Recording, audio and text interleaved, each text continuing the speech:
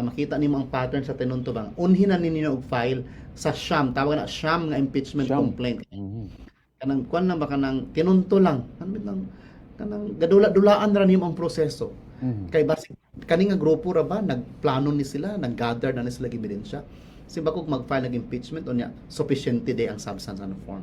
So madido ang atong presidente ana no dili kita makapaldo-paldo ni ana. So padayon kini nga bisyo magbalik-balik kini kung wala gayo mo barog nga insakto. Except sa pipila. But karon luod na kaayo tanawon ang atong mga kongresista ug atong mga senador. Puro na lang personal nga interest, agenda ug politika ang ilang gipagtigpapaw.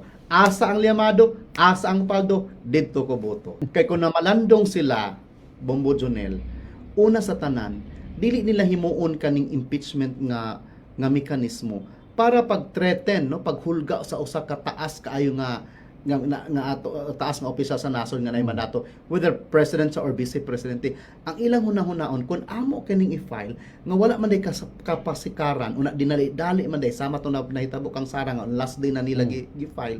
Unsa may mahitabo sa atong nasod ani, sa atong ekonomiya ani? Dili ba kita karon ingunta nga aron kay alive kaayo ang atong demokrasya na nabuang lagi kita pag maayo, nabhubog kita maayo sa demokrasya. Bombo Jonel, so pa after anong EDSA 1 nahubog kay ta sa demokrasya, bright na kay mga Pilipino karon, no, kanang puro na democracy ang baba to look at unsay nahitabo sa atong demokrasya, nabosaran lang yapon.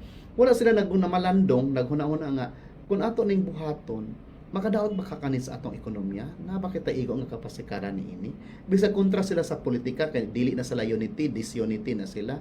Angay ta ba ni kana ba angay ba kinahanglan ta ba ni naa ba tay sakto nga basihan or basig puro politika ra ni kay mao gimando sa taas wala nagsunod na kita kana.